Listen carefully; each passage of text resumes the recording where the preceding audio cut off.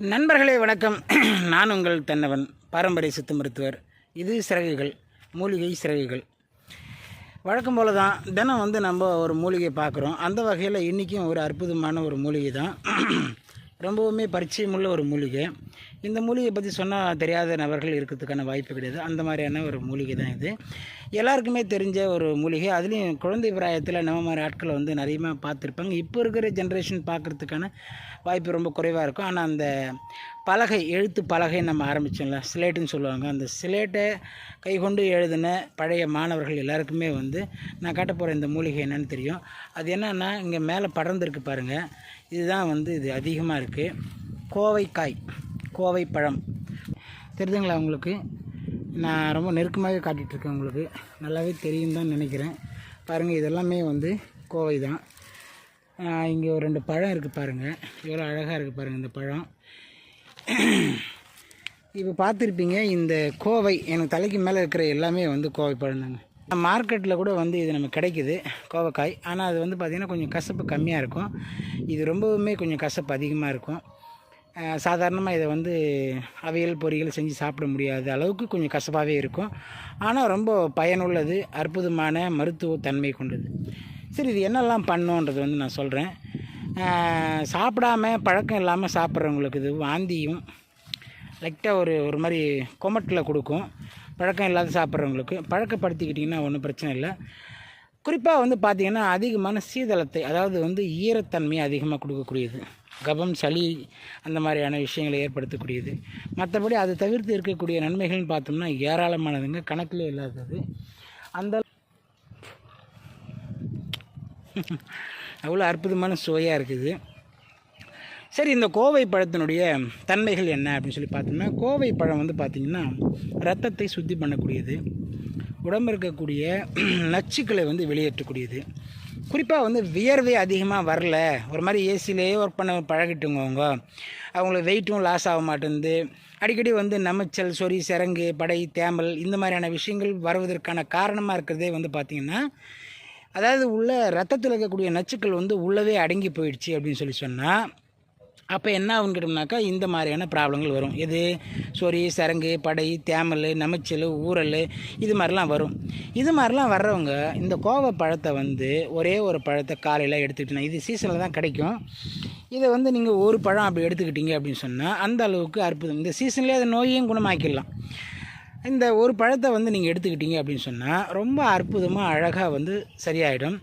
இதை விட குறிப்பான ஒரு முக்கியமான விஷயம் என்னன்னு கேட்டிங்கன்னா, கண்டிப்பாக உடம்புல இருக்கக்கூடிய வியர்வையை அதிகப்படுத்தி கொடுக்கும். கோவை வியர்வையை அதிகப்படுத்தி கொடுக்கும். இந்த கோவை பழத்தை நீங்கள் சாப்பிட்டீங்க அப்படின்னா வியர்வையை அதிகப்படுத்தி கொடுக்கும். 1. 2வது ஜீரணத்தை ரொம்ப சூப்பராக பண்ணுது. ஜீரணமே ஆக மாட்டேங்குதுயா, கொஞ்சம் சாப்பிட்டா கூட பசியே அடங்க மாட்டேன், பசியே தெரிய மாட்டேங்குது, கொஞ்சோன்னு சாப்பிட்டா கூட ரொம்ப சாப்பிட்ட மாதிரி ஒரு ஃபீலாக இருக்குது அப்படின்னு சொல்கிறவங்க எல்லாருமே கண்டிப்பாக இந்த கோவை பழத்தை ஒரு பழத்தை எடுத்துகிட்டால் போதும். இது ரத்தத்தை சுத்தி பண்ணும். கூடுதலாக பார்த்திங்கன்னா உடம்புல வியர்வையை வெளியேற்றக்கூடியது, உடம்பில் தங்கியிருக்கக்கூடிய நச்சுக்களை வெளியேற்றக்கூடியது. அதுக்கப்புறம் பார்த்திங்கன்னா இந்த கொடி பார்த்திங்கன்னா இப்படி தாங்க இருக்கும். இந்த இலை இப்படி தான் இருக்கும். கிராமப்புறத்தில் இருக்கிறவங்களுக்கு கோவைன்னா சொல்லவே தெரியல, தேவையில்லை. அவங்களுக்கு சும்மா சாதாரணமாக சொன்னாவே தெரியும் அவங்களுக்கு.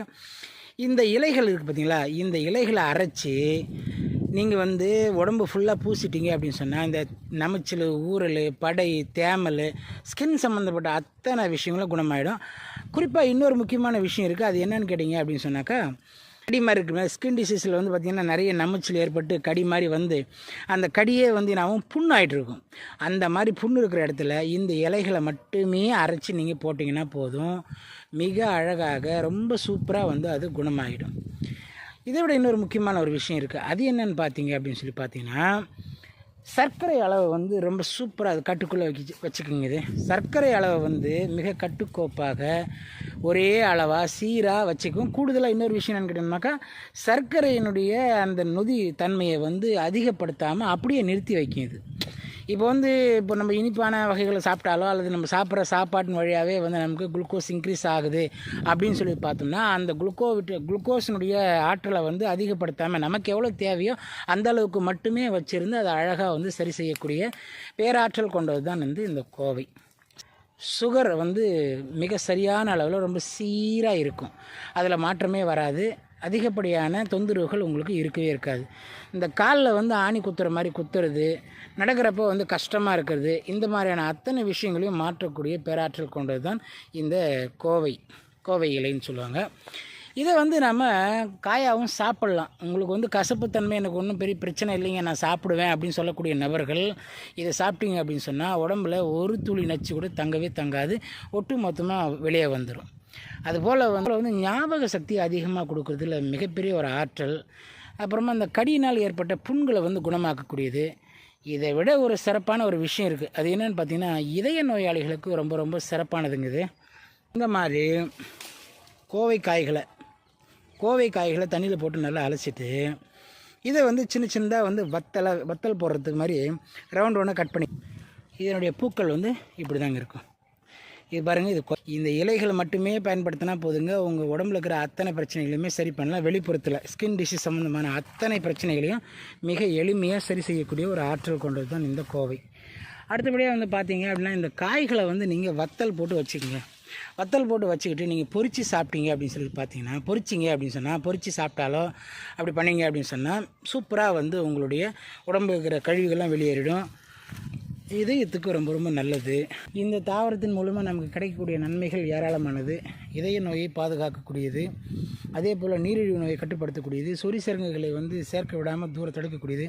இந்த வெயில் காலங்களில் வரக்கூடிய மற்ற அந்த குறுப்பாக வந்து உடம்பு ஃபுல்லாக வந்து வேர்க்குரு மாதிரி வந்துடும். இந்த மாதிரியான வேர்க்குருவுக்கு நீங்கள் நுங்கு தண்ணியோட அல்லது நுங்கோடு சேர்த்து இந்த இலைகளையும் வந்து நீங்கள் அரைச்சி பூசினீங்க அப்படின்னு சொன்னால் மிக எளிமையாக வந்து குணமாகிடும். எனது அந்த குருக்கள், அந்த குரு இருக்குது பார்த்திங்களா, வேர்க்குறுப்பு, அந்த மாதிரியான குறுப்பு, அந்த தெடிப்பாக சகப்பாக இருக்கிறது, இது எல்லாமே வந்து சூப்பராக நல்லாயிடும். ரத்த ஓட்டம் சீராகும்.